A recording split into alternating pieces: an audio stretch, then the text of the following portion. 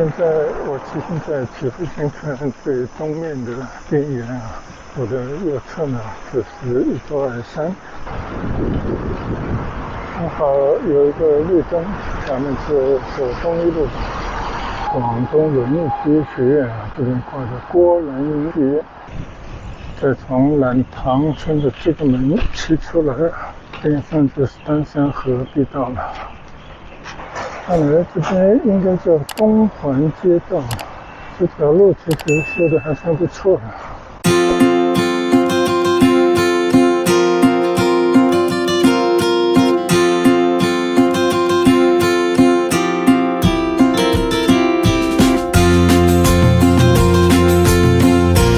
连日高温啊，就在家里猫着啊。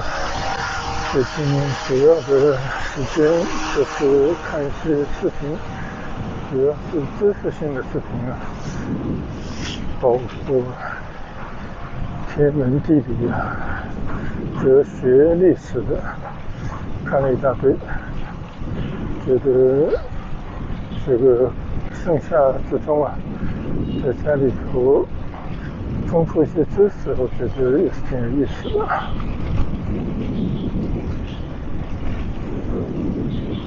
嗨，大家好，差一点忘了跟大家打招呼。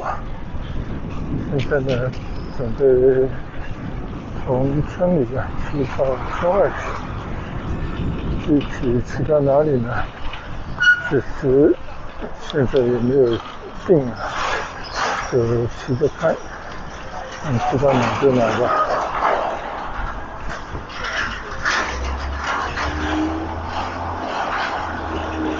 前几天我专门去了一趟佛山南海那边有一个科技创业园区，这个首先有非常好的环境，其中有一个湖，我不知道是人造湖还是原来就有的一片水域，名字非常的文气，叫文汉湖。我在这边也骑行一圈，围绕着碧绿的湖水，做得非常好的骑行道，还有人造的这种景观，就感觉那片湖区啊，配合周围的沿湖的那些科技感十足的房子，相信呢，政府是通过筑巢引风，把那边打造成高科技产业集中的一片区域，就但愿这样的愿望能够实现。因为我们在佛山经常到处转，发现很多产业呢其实都已经成就了，就有很多产业还是一个原始作坊的那种环境，就像我们开车路过的一些路段，明显的感觉已经不入流，所以急在引入一些新兴的产业，尤其跟高科技挂钩。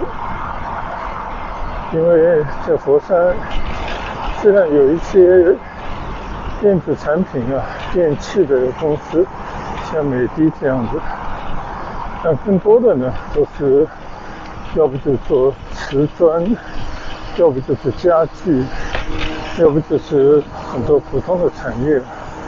有一个经济周期下来，就感觉现在经济转入了一种低潮。那么传统的这些产业呢，几乎无一例外啊，都遇到了一些瓶颈，甚至有很多是掉头向下的。但佛山这座城市呢，让人感觉它还是有可能会寻找新的方向啊，因为经过那么多年的发展啊，这个城市来讲已经积累了很多向上的积极的动能。一旦这种动能找到出口，找到一条正确的发展之路，我相信这座城市第二次发展应该也是指日可待的。其实不仅是佛山啊，哪座城市基本上都差不了太多。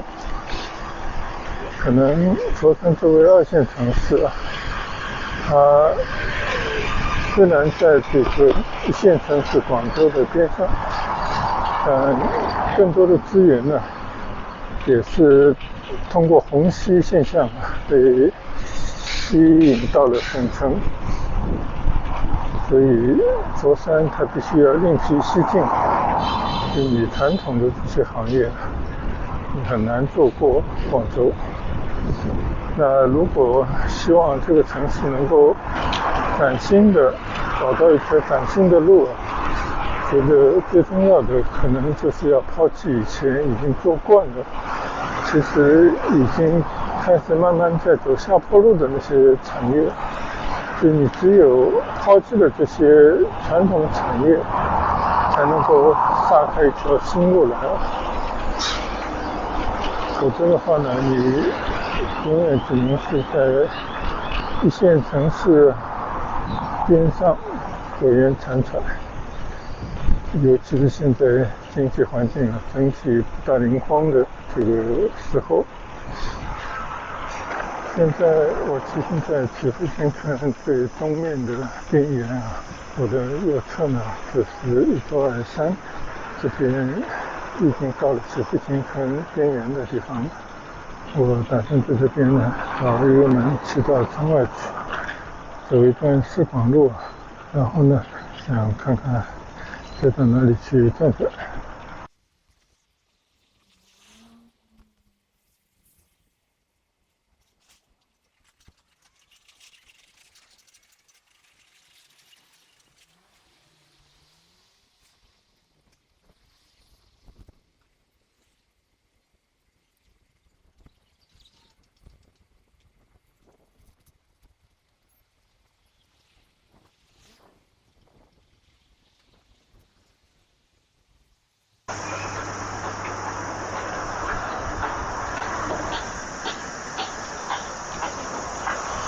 好，现在骑到曲阜新村最东面的这个门的外面呢，经过一段小隧道，前面就是市广路。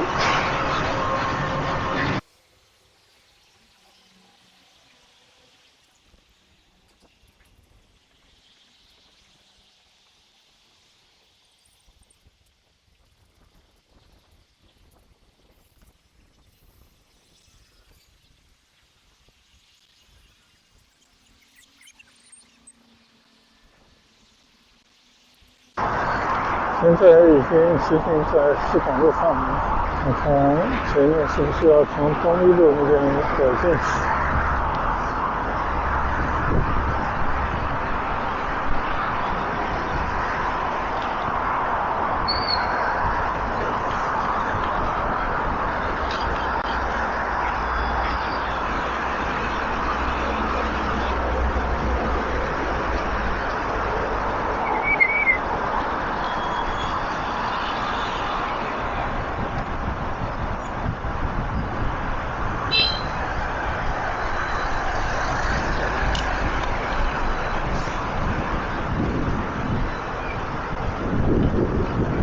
正好有一个绿灯，咱们就走东一路。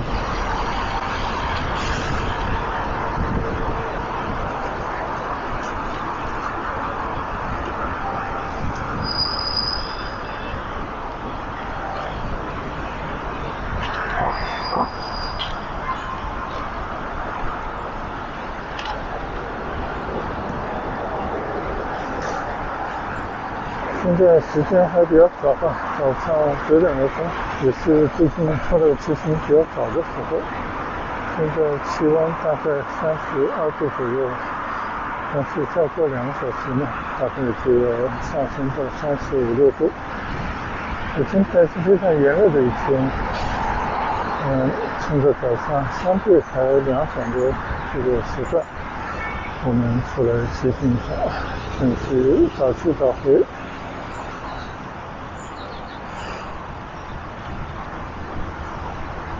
不知道为什么这条公路上又在开始工程了，应该是下水道工程吧。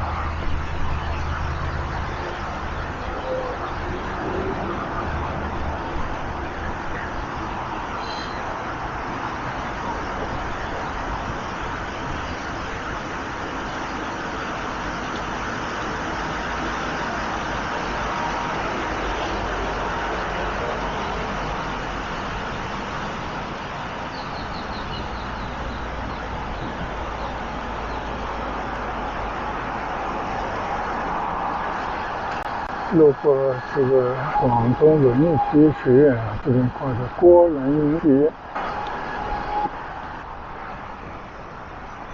前几天听到消息，郭兰英刚刚在广州去世，享年96岁，总之也是高龄了，是中国应该说新中国第一代的歌手。但毕竟每个人都逃不过自然的规律，但是能够在身后留下一些作品，还有很多的粉丝，我觉得已经不枉为人一生了。而且他无儿无女，走的时候只然一生，稍稍令人感到有些唏嘘。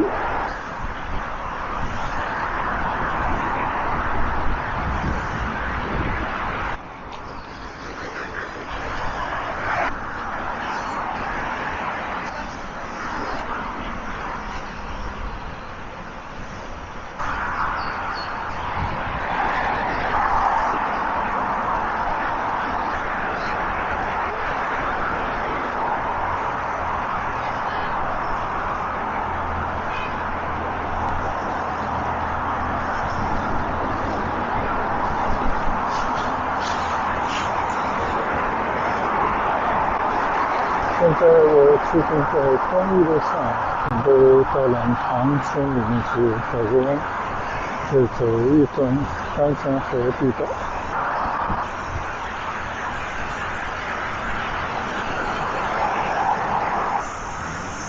右侧的加拿大子女学校空无一人，还在暑假之中吧。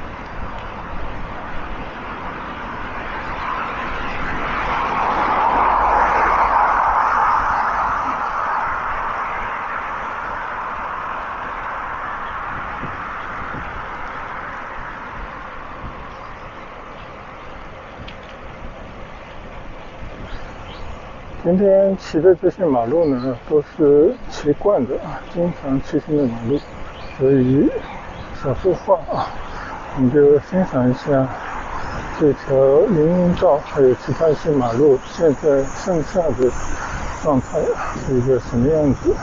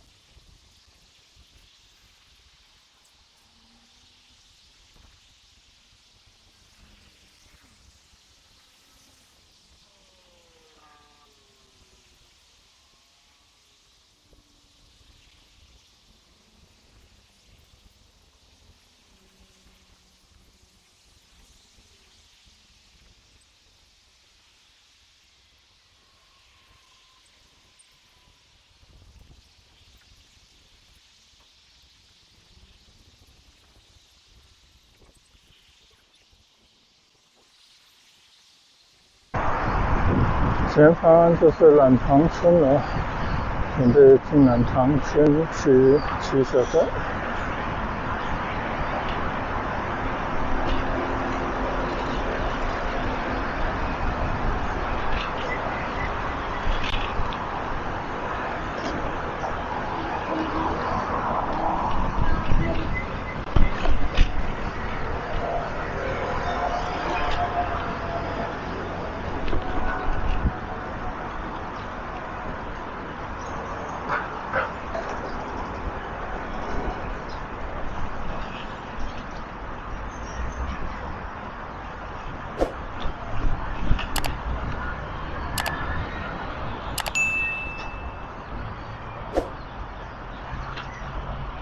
右侧的王氏宗祠开着门了。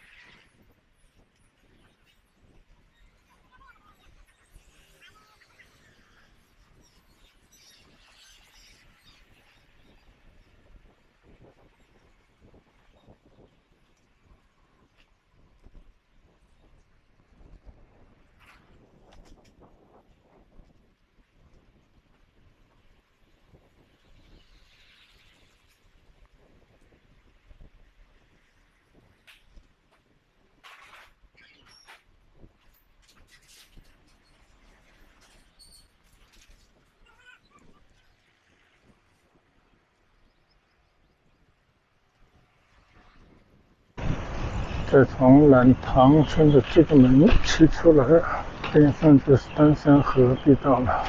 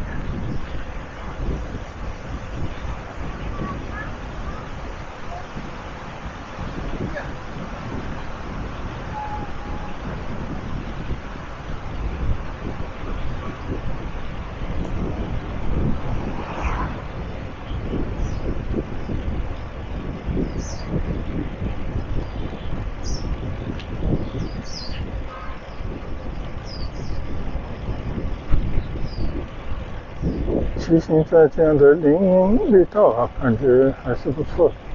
广东这边呢，四季常绿啊，树木比较茂盛，再加上到处都是小河川，所以政府很早开始就建设万里绿道。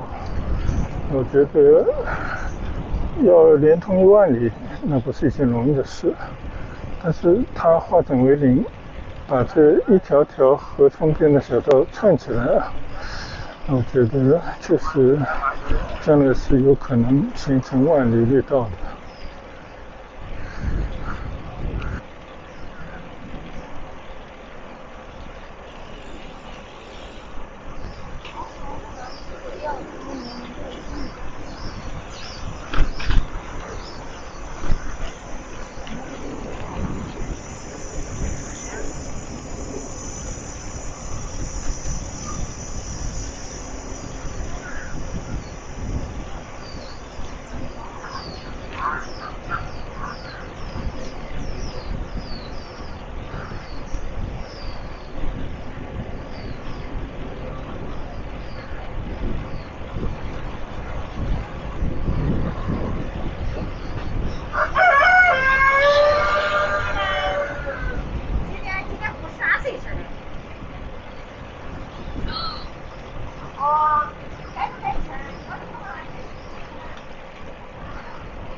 你看啊，这个右侧这里啊，有不少人拿自己种的东西来卖，我是可以理解的。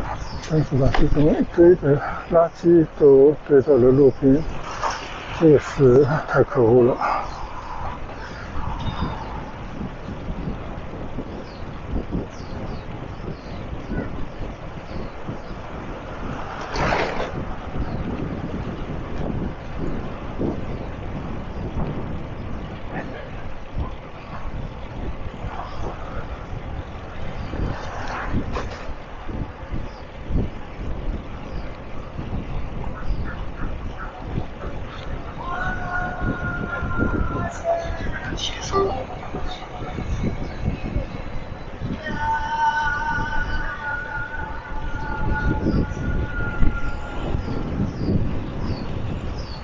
骑出这一段丹山河绿道，我们可以往这右侧向着儿童公园的方向直行走。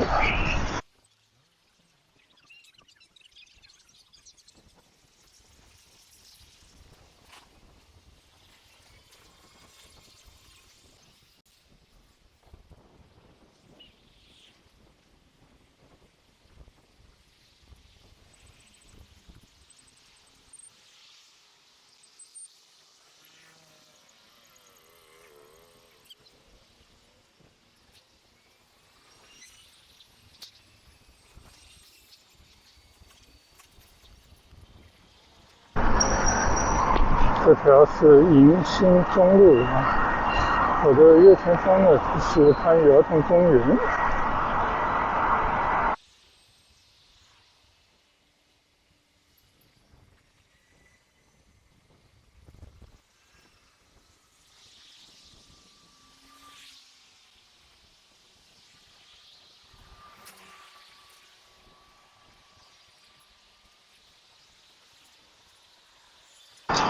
右侧里面呢就是儿童公园，也是番禺区的青少年宫啊。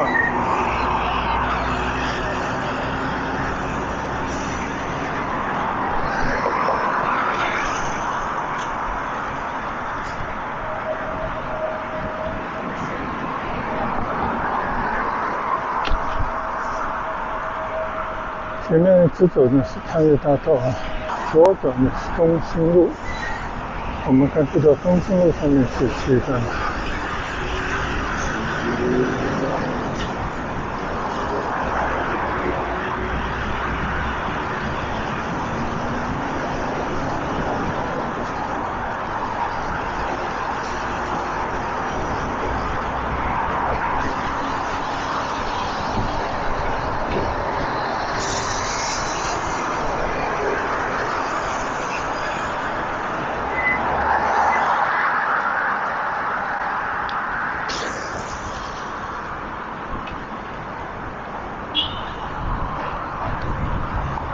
好，现在呢，我转到东兴路上面的起点啊。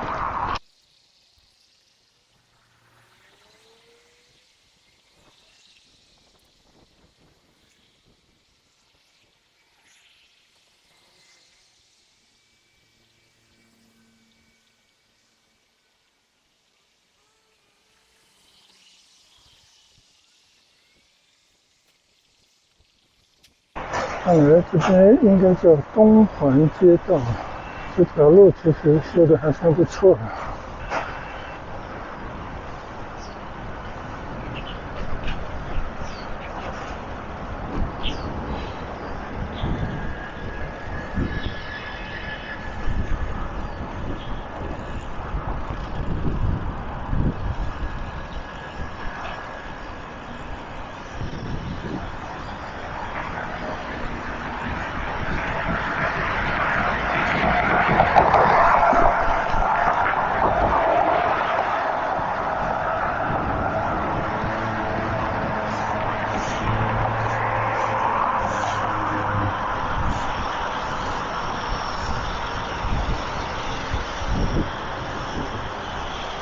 你看这条马路两边也起了不少的类似商业办公的大楼。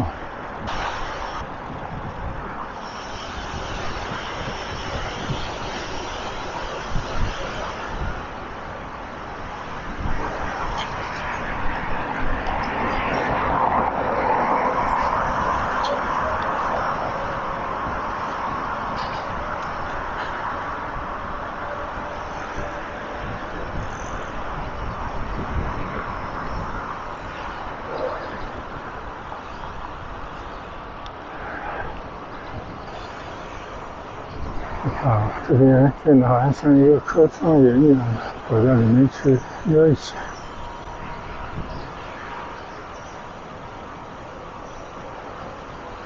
现在住所周围啊，像这种用于办公啊、办企业的楼房是越来越多了，这当然是一个发展的象征。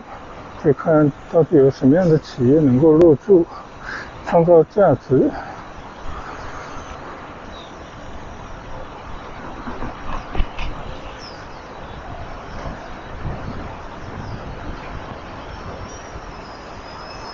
到了后面呢，就又是普通的街道的样子，这里应该有不少的企业。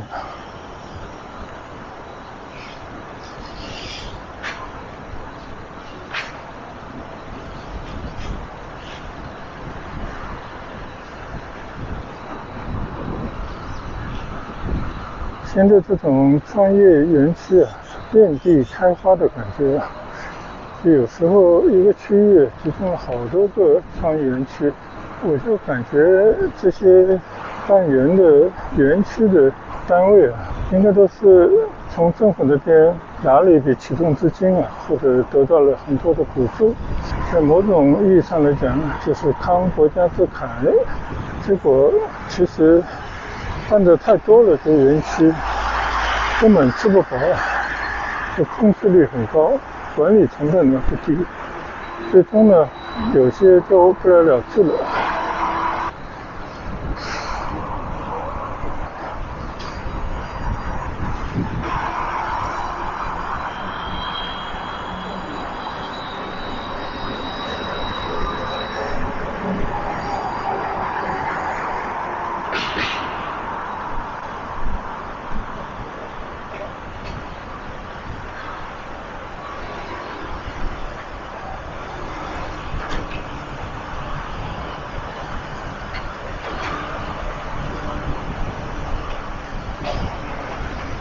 这条东兴路已经骑到头了，感觉前面这条应该就是莲花大道了吧。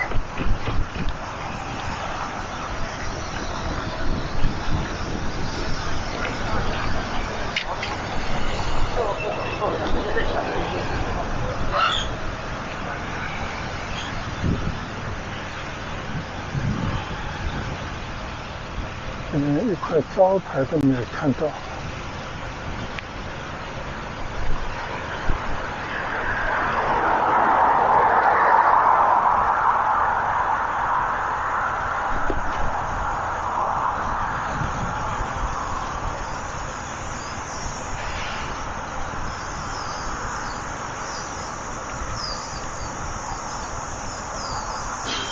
感觉这边还有很多土地啊，正在开发之中。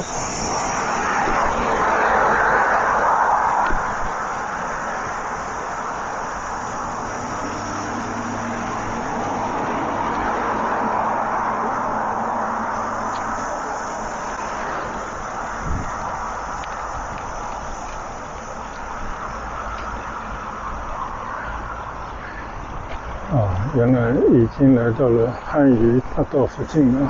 我的右侧有一个车站，它是东环站，这是广州的一条城际铁路，从番禺站一直可以去到惠州的，也叫广惠城际当中的一个站。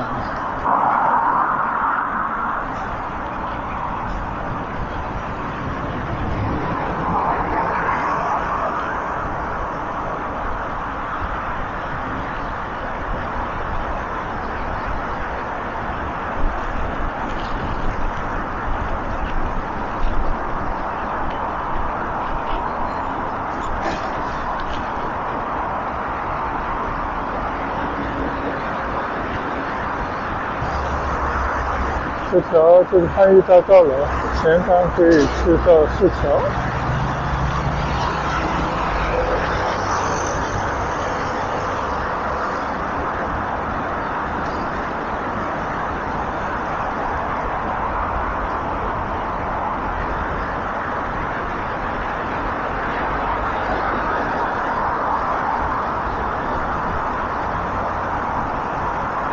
我记得上次专门到这边来骑行过的。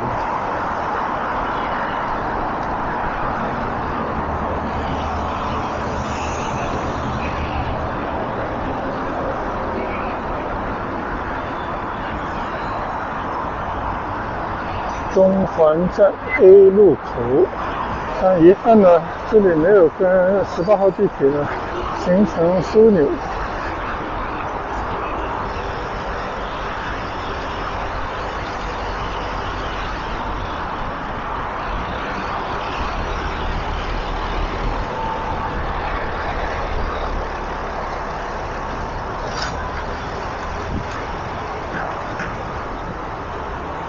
不管怎么说呢，这边也形成了一个自己的商业中心。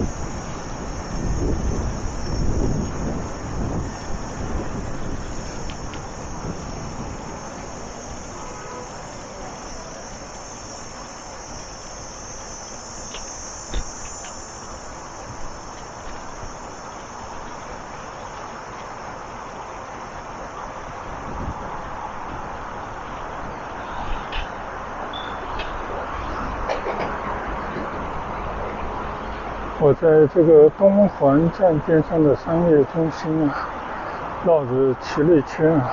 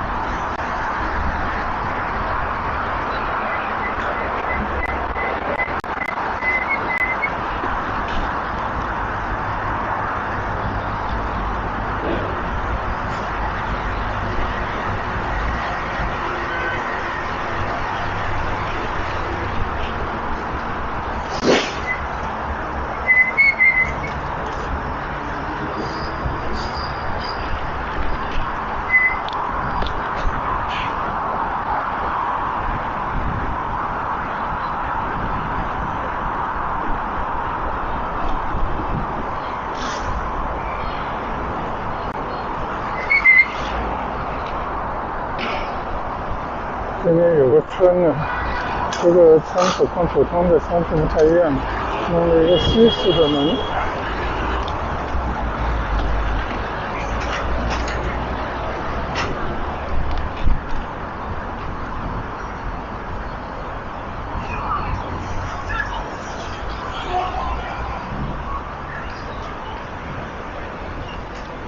现在我去到了一个村里啊，叫龙美村。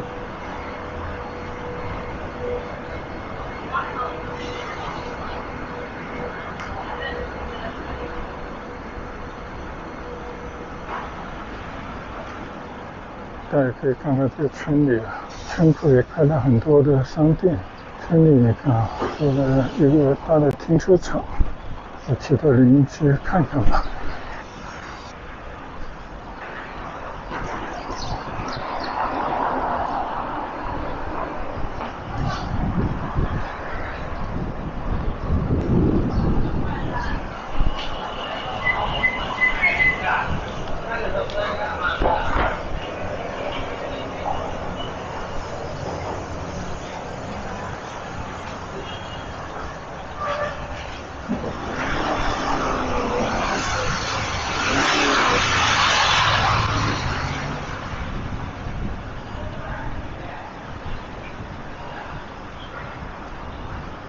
一条已经有些商业化的小村庄。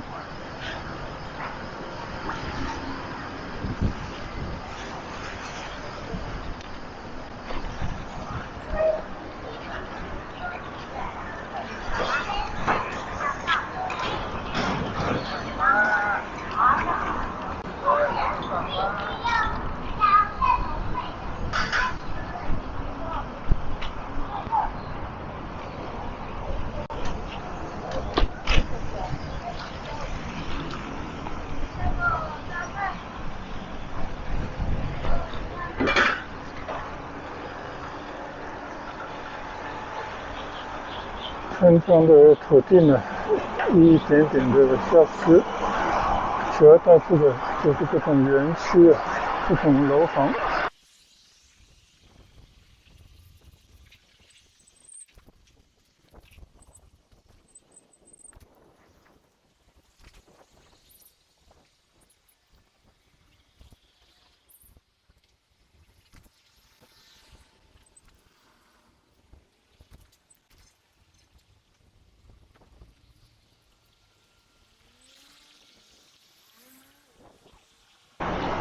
到了这边呢，就已经是番禺节能科技园了。以前来过很多次，进去里面看看能不能在里面转。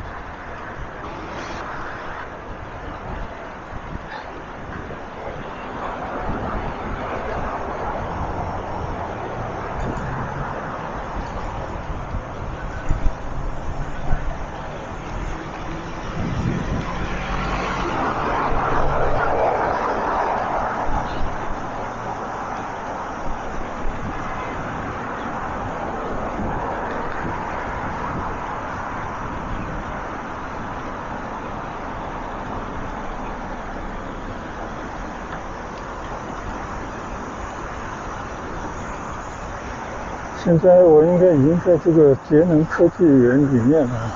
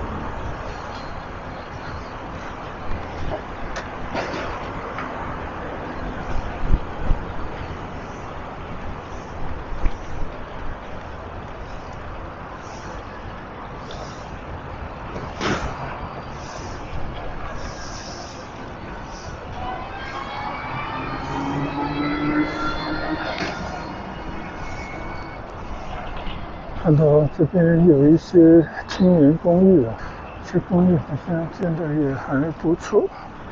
但这公寓呢，我觉得容纳不了所有的员工啊，大部分的员工应该住在边上的一些村里，主要是便宜啊。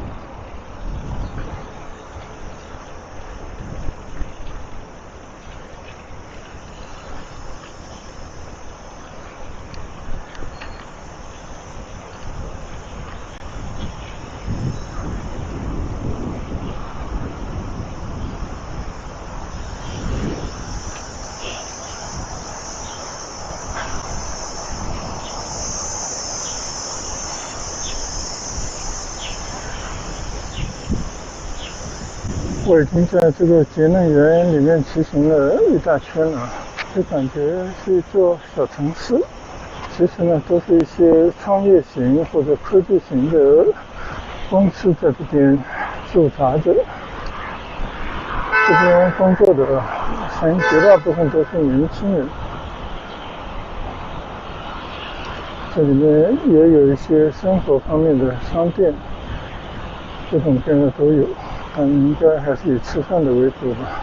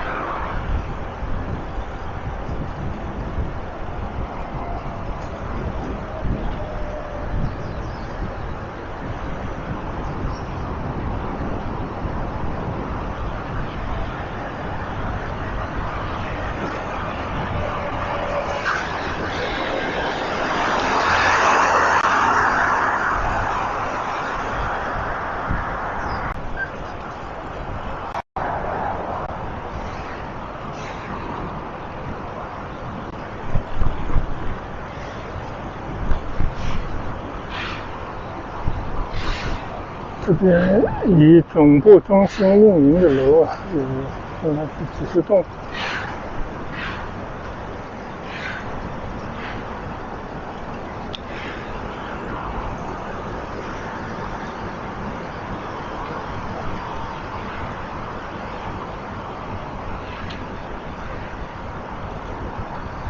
我看到总部30到39号楼，那就更多了。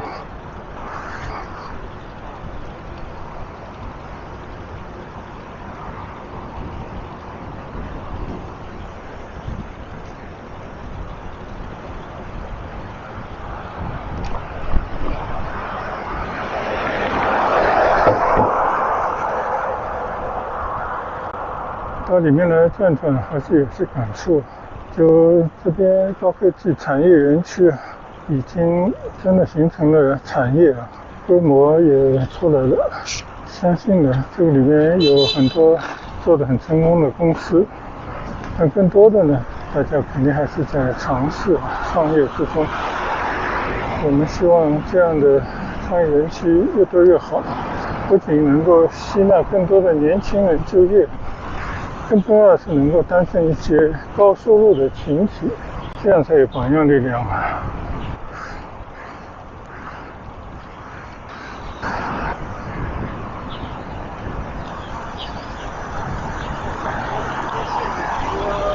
一天2天不行。国家级科技企业孵化器。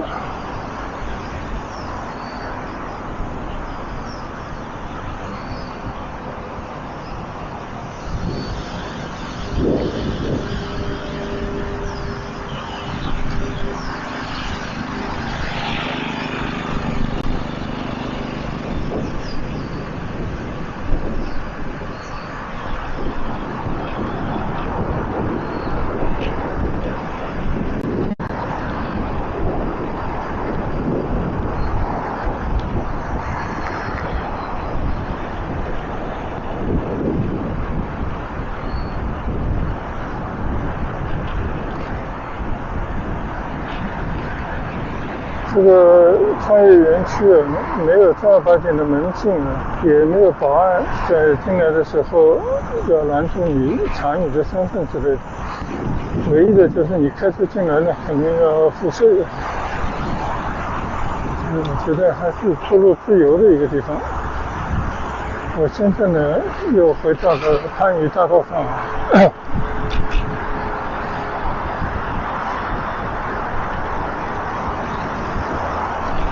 因为这里离我刚刚去过的东环站就那个城际线其实挺近的，这马路这边和对面都是有出入口的，唯一缺的呢就是一条地铁的出入口。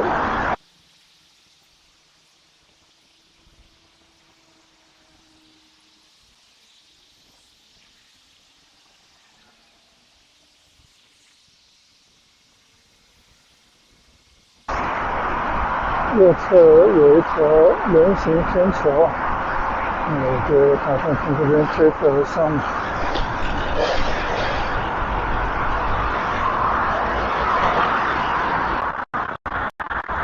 现在我推车上这条人行天桥，准备从马路那边走暖塘路回去。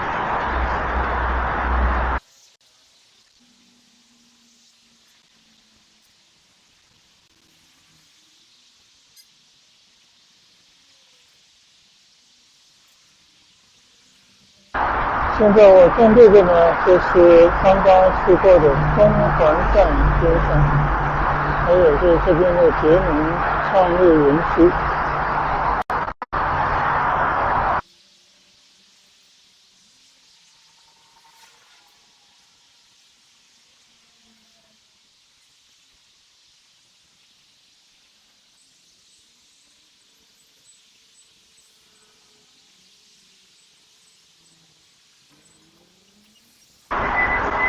现在已经下桥了。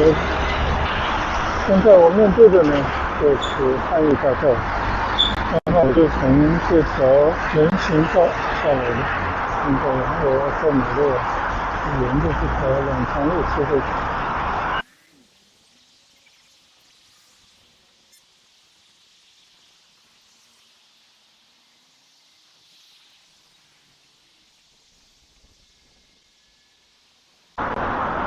现在我是行在暖塘路上顾名思义呢，就是正对着前面的暖塘村。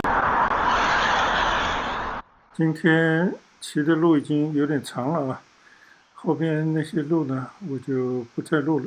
在这边呢结束今天在祈福新村周边的骑行，主要就是去了一趟东环站附近，然后呢又到番禺节能园里面去兜了一圈。谢谢大家的跟随和观赏，那我们改日出行再见，拜拜。